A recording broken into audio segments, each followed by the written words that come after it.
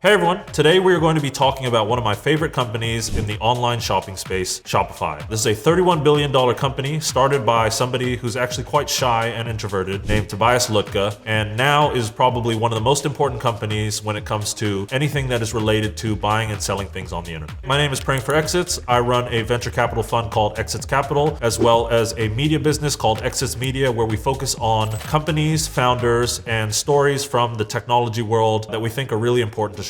Let's take it all the way back to the beginning, to Tobias Lütke's origins from a small town in Germany. Born in 1981, Tobias displayed an early fascination with technology, often tinkering with computers and showing a keen interest in their inner workings. By the age of 12, he was already rewriting code for video games, showcasing not only his aptitude for coding, but also his passion for software development. Despite struggling with formal education, particularly due to dyslexia, Lütke found solace and success in the world of programming. His aspirations were not initially focused on starting a business. Instead, they revolved around his pure love of coding and problem solving. This passion for technology was the bedrock upon which Shopify was later built. Tobias displayed a quality that is quite common amongst a lot of founders, which is being quite introverted. Especially from a young kid, this forced him to not really spend much of his time outside or spending time with other people, but with his computer, where he fell in love with the process of building things and diving into code and making things that he himself could use and found super interesting. Tobias's move to Canada in 2002 was a massive turning point in his life and set the stage for the creation of Shopify. By seeking new opportunities and experiences and leveraging his programming and coding background, Lütke left Germany and settled in Ottawa, Canada. This relocation was driven by his adventurous spirit and desire to explore the burgeoning tech landscape outside of Europe. In Canada, Tobias's path crossed with Scott Lake and Daniel Weinard. Scott Lake was a friend and business enthusiast and shared Tobias's interest in starting new ventures, while Daniel Weinard was complementary in skills in design and technology and proved to be a vital early collaborator. This trio's synergy was evident from the outset. They initially embarked on an e-commerce venture to sell snowboarding equipment through an online store called Snow Devil. However, they quickly became disillusioned with the space and with existing e-commerce platforms in general, finding them inadequate for any of their needs. Fueled by the difficulties that they faced and Tobias's expertise in software development, the team decided to create their own e-commerce platform. Tobias, leveraging his programming skills, began developing the software that would eventually evolve into Shopify. He utilized the then relatively new Ruby on Rails framework to build the platform, focusing on making it user-friendly, flexible, and capable of meeting the diverse needs of online merchants which were not satisfied before. The collaboration between Tobias, Lake, and Weinard was pivotal. Their blend of skills, Tobias's technical prowess, Lake's business acumen, and Weinard's design expertise was instrumental in turning their vision into reality. The decision to pivot from running an online snowboard shop to developing an e-commerce platform was a critical moment. It not only addressed their own needs, but also tapped into a wider market demand for a better online retail solution, which was not yet available in the early 2000s. By 2006, their efforts culminated in the launch of Shopify. The platform quickly gained traction, appealing to a wide range of merchants that were frustrated by the limitations of other e-commerce solutions at the time. Tobias's journey from a tech enthusiast immigrant to the CEO of a major company highlights the importance of adaptability, teamwork, and seeing opportunity in challenges. If you had to synthesize down what Shopify was really good at, it was a few things. They first identified something that was a very crucial pain point to themselves, which was in trying to sell snowboards, they were not able to do it, specifically not because they were bad at selling snowboards, but because the platforms and solutions that they had available to them were just not good and were not using the internet to its full capability. If you were trying to start your own business, this is an important framework to kind of look at. Maybe the thing that you're specifically focused on is not the end goal, but actually it's improving the ecosystem around which you had your initial idea. Some of the biggest successes in the technology ecosystem come as a result of this. It's seeing that, hey, there is a problem that is much more acute to a large group of people than it is just us. If we were to solve this problem for ourselves, there are a bunch of other people that would probably use this as well. And that was one of the key insights that helped Shopify get from 0 to 1 and become a really large company. What I find inspiring about Tobias is that by all intents and purposes, if you were to think about a successful founder, being shy and introverted and an immigrant to a new country is not necessarily obvious things that would make for a good founder. But if you look at some of the best stories about companies in the world, these are characteristics that you see over and over again. It's the drive of coming to a new place and not having a lot of resources available to you. It's being hyper-focused on a specific set of problems that you feel like are a massive pain point to yourself. And it's also collaborating with good people around you where you can utilize the things that each of you are individually best at to create a solution that applies to a wide group of people. And so that's the story of Tobias and how his journey led to becoming one of the biggest startups to come in recent history, especially from Canada. If you found this story inspiring, let us know in the comments below if you'd like to see more breakdowns of these types of companies and their stories and how they began. If you enjoyed this video, please don't forget to hit that like button, subscribe, and drop a comment on other founders that you think would be great for us to cover.